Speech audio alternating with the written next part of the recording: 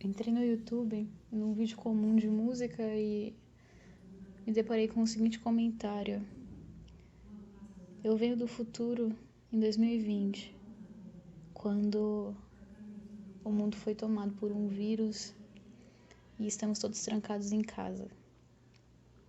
O vídeo ao qual foi esse comentário já tinha mais ou menos 1 ano, 11 meses. E alguém do presente se manifestou naquele universo. Isso te faz pensar nas formas com que as pessoas têm se adaptado a essa nova realidade do estar em casa, da reclusão, que é algo que até então seria inimaginável, e nossas corridas pelo conhecimento tomaram proporções complicadas, talvez, ao mesmo tempo que tornou a adaptação muito mais observável do que talvez jamais tenha sido vista. Essa é uma gravação das milhares de gravações que provavelmente existem e existirão sobre esse momento icônico de 2020, onde já fazem alguns meses que aqui no Brasil estamos enclausurados, vendo casos subirem a mais de 2 ou 3 milhões, embora se saiba que casos confirmados sejam aproximadamente 1/10 dos casos que realmente se deram até aqui. Mas isso não é sobre números, isso é sobre um apelo para a globalização, sobre como devemos ter cuidado com os próximos anos, não apenas no nível climático e ambiental, mas também num nível com relação à liberdade, que ela não só tem sido ameaçada nos últimos 2 anos pela política vigente, principalmente nas Américas, mas pelo que ela pode vir a se tornar, pelas proporções que isso pode se dar em meios culturais. Em 2020, nós não só vivemos genocídios contra etnias específicas, mas nós também vivemos esse retirar de liberdade que foi conquistado através de tantas décadas. Hong Kong viveu isso muito atualmente.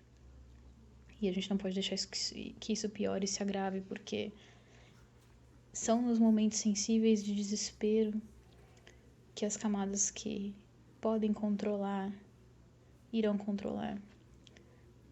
Que tomemos cuidado com as nossas decisões no futuro e não nos deixemos cair em falsas esperanças de revoluções que são feitas pela política. Elas devem ser feitas pelo povo, sempre. Como já tem sido, 2020 tem sido esse ano de uma belíssima demonstração popular através do mundo contra tiranias políticas totalitaristas. Mas nem todos têm esse poder. Nem todos acham que tem esse poder, mas tem. Mas meu apelo é para que isso, nos próximos anos, não seja ofuscado, não seja esquecido. Não é apenas sobre a empatia, não é apenas sobre o seu espaço. Isso é sobre a organização, a unidade. Nesses 2 vídeos em a qual esse áudio corre, nós temos 2 obras. Temos uma obra que diz muito.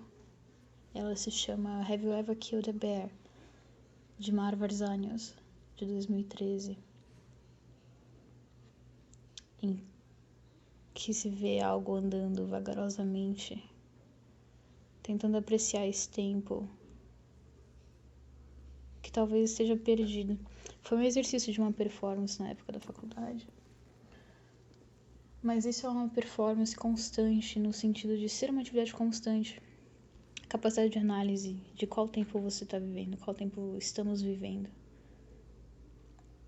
Com isso vem o papel da arte, vem o papel de se poder comunicar, sabendo de todos os nossos privilégios como formadores da cultura, se posicionar vagarosamente nesse espaço em que a informação tem um dinamismo tão absoluto e denso que tem o risco de se solidificar. Mas a arte deve ser sempre fluida e sempre prezar pela liberdade dos países, pela liberdade do direito. Isso inclui o direito da natureza, isso inclui a criação desse futuro, isso inclui cada passo devagar que se tem e se dá. E há tanto a ser dito sobre isso, mas pouco tem a se dizer senão liberdade. Liberdade espacial, liberdade na apreciação do tempo, na conservação do tempo e na conservação do ser na política, por exemplo.